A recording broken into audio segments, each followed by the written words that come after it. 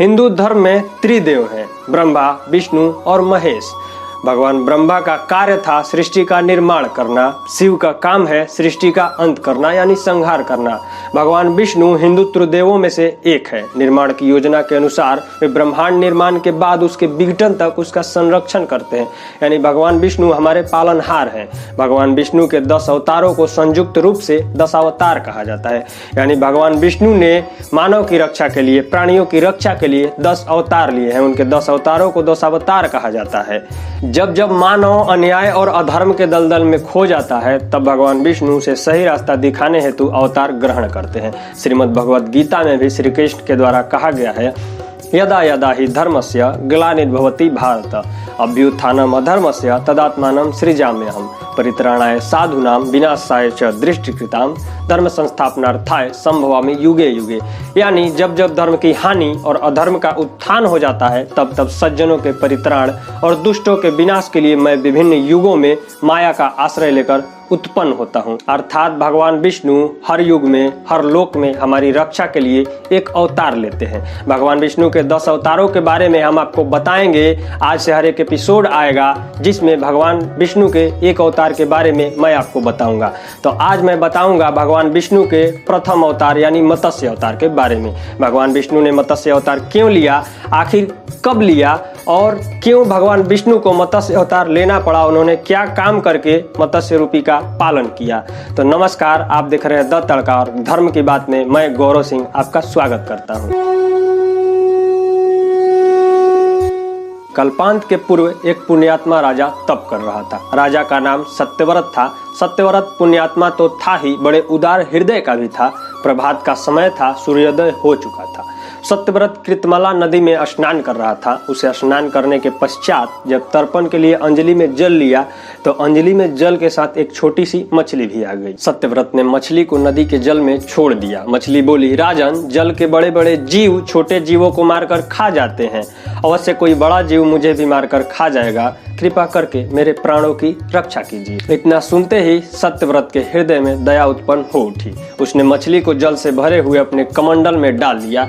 तभी एक आश्चर्यजनक घटना घटी। एक रात में मछली का शरीर इतना बढ़ गया कि वह कमंडल उसके रहने के लिए छोटा पड़ने लगा। दूसरे दिन पुनः मछली सत्यव्रत से बोली, राजन, मेरे रहने के लिए कोई दूसरा स्थान ढूंढिए, क्योंकि मेरा शरीर बढ़ गया है, मुझे घूमने फिरने में बड़ा कष्ट होता है। सत्यव्रत ने मछली को कमंडलों से निकालकर पानी से भरे हुए मटके में रख दिया।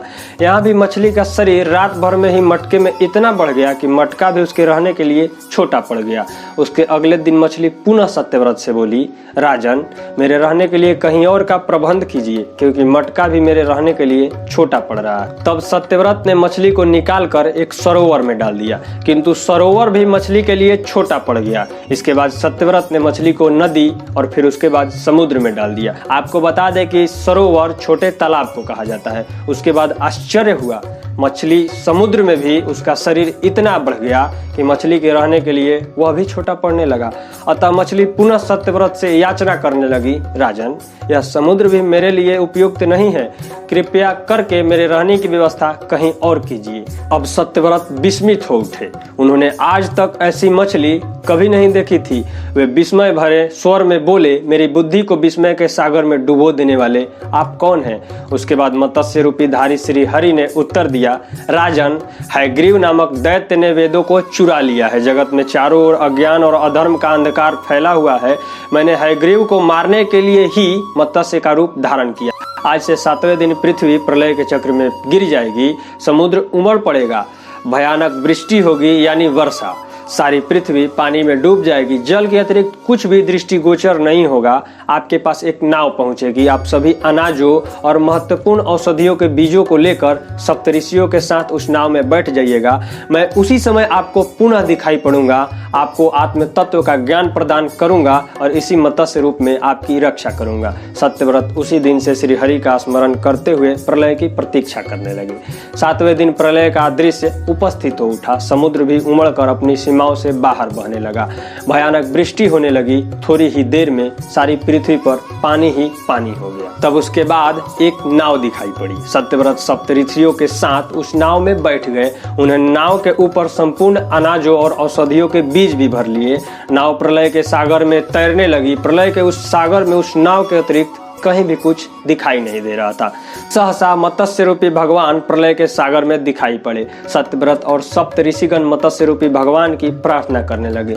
भगवान से आत्मज्ञान पाकर सत्यव्रत का जीवन धन्य हो उठा। वे जीते जी ही जीवन मुक्त हो गए। प्रलय का प्रकोप शांत होने पर मत्स्य रूपी भगवान ने हयग्रीव को मारकर उससे वेद छीन लिए। भगवान ने ब्रह्मा जी को पुनः वेद दे दिए। इस प्रकार भगवान ने मत्स्य रूप धारण करके वेदों का उद्धार तो किया ही, साथ ही साथ संसार के प्राणियों का भी अमिट कल्याण किया। तो इस प्रकार हमने आपको भगवान विष्णु के प्रथम रूप यानी मत्स्य अवतार के बारे में विस्तार पूर्वक बताया। इस प्रकार हम भगवान विष्णु के सभी अवतारों के बारे में बताते रहेंगे। जुड़े रहिए हमारे साथ। मैं गौरव सिंह द तड़का के साथ आपसे विदा लेता हूँ। नमस्कार।